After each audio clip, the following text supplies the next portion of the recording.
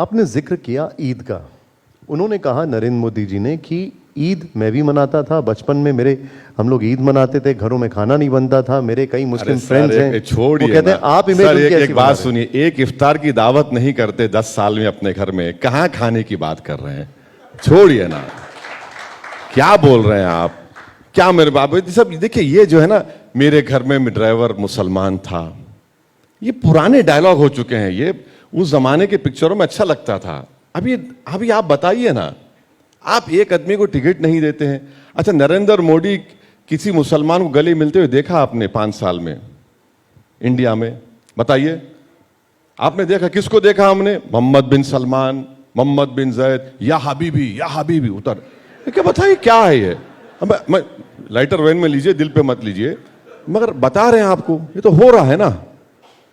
हाँ बताइए, आप बोल रहे हैं आप असद ओवैसी तेलंगाना में अमित शाह बोलते हैं। अरे आप कर रहे हैं भाई, कौन कर रहा है? नहीं, लेकिन सऊदी के नेताओं से मिलते हैं। हाँ? सऊदी के बहुत अच्छा नेताओं है, से मिलना मिलते चाहिए, हैं। मिलना चाहिए। ईरान के साथ इस पूरे क्राइसिस में भी ईरान के साथ चाबहार पोर्ट की डील हुई, तो ये सब कैसे हो गया? ये सब नहीं, चाबहार पोर्ट हमारे लिए जरूरी, हम पैसा लगा चुके हैं उसमें। अब बड़े पप्पा जी अमेरिका बोल रहे हैं कि सैंक्शन लगाएंगे, हमको जरूरी है, चाबहार पोर्ट जरूरी है अफगानिस्तान में जाने के लिए, बड़ा स्ट्रेटेजिक एरिया है वो। हमको वहां से अफगानिस्तान में हम सामान भी जा सकते हैं, अफगानिस्तान में हम कंट्रोल कर सकते, क्योंकि पाकिस्तान जो वहां से कर रहा है, ये तो चाबहार पोर्ट से जाएगा। आप एक तरफ उनको कहते हैं कि मुसलमान विरोधी हैं, फिर ये जो बिजनेस और कारोबार होता है, ये तो उनके साथ व्यक्तिगत संबंधों के आधार पर ही हुआ आप ना? वजीर आजम ईरान के हैं या भारत के हैं? बताइए हमको। आप वजीर आजम यूएई के हैं या भारत के हैं? और मुझे क्यों दिखाते? बार बार मोदी जी बोलते हैं कि देखिए विश्व बदल गया, मुसलमान बदल रहे हैं, मैं जब अरब कंट्रीज में जाता हूं। अरे अरब कंट्रीज से मुझे लेना ही देना क्या है? क्या है मुझे?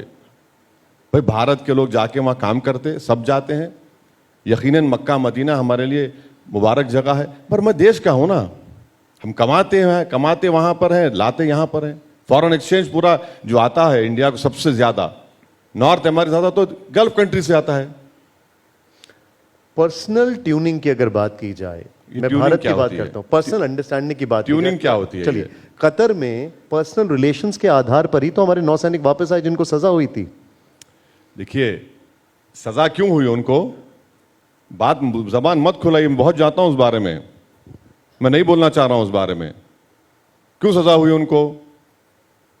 पूछ लीजिए कभी बिठाकर लोगों को, एमएचए के, सजा क्यों हुई उनको? आखिर क्या जुर्म किया था उन्होंने? मगर उनको वक्त तो गुजारना पड़ा ना वहां पे। हम भी तो डिमांड, पार्लियामेंट में सबसे पहले डिमांड करने वाला मैं ही था। अच्छा, हमारा आप ट्यूनिंग की बात कर रहे, भाई कुलभूषण बैठा हुआ है, बुलाइए ना उसको, लेकर आइए।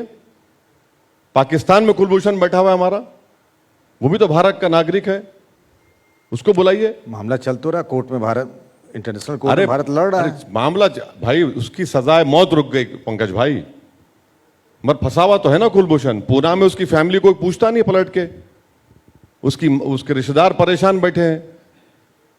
अच्छा, ये इतने लोग जमैका को चले गए अमेरिका जाने के लिए, अब जमैका फ्लाइट भर के भी जा रहा है वापस इंडिया के लोगों को। देश बदल रहा है तो भाई इतने लोग क्यों जा रहे हैं अमेरिका को? एक एक फ्लाइट, अब जमैका से फ्लाइट वापस आ रही है। इंग्लैंड में हमारे 20-25 हजार लोग इलीगल हैं, वो भी वापस लेना है हमको। बीजेपी ये कहती है कि आप जैसे नेताओं ने, उसमें आपका भी नाम है, प्रधानमंत्री नरेंद्र मोदी की मुस्लिम विरोधी छवि बनाई है। कौन? मैंने बनाई है? बीजेपी कहती है। आप नहीं, देखिए मैंने बनाई है। आप उनकी एक ही बात को पकड़ते हैं, दूसरी बात जो होती है, जो आपकी सुविधा के हिसाब से नहीं होती, उसको आप इग्नोर करते हैं। मैं आपको बता रहा हूं कि मिनिस्ट्री ऑफ माइनॉरिटी अफेयर्स में एक प्रोग्राम है, 15 पॉइंट प्राइम मिनिस्टर प्रोग्राम। 10 साल में नरेंद्र मोदी उसकी एक मीटिंग लिए, बता दीजिए। उसका नाम ही खुद है प्राइम मिनिस्टर 15 पॉइंट प्रोग्राम। एक मीटिंग नहीं लेते आप। आपकी सरकार ने प्री मैट्रिक स्कॉलरशिप को 9th क्लास से कर दिया, जबकि मुसलमानों का माइनॉरिटी है, मुसलमान ड्रॉप आउट रेट क्लास 4-5 से है। आपने मौलाना आजाद एजुकेशन फाउंडेशन को बंद कर दिया।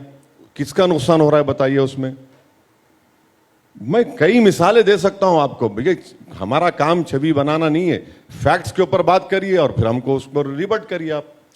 क्या आपको भी इंडिया गठबंधन की तरह लगता है कि अगर बीजेपी चुनाव जीतती है तो संविधान बदल देगी और फिर आगे चुनाव नहीं होंगे?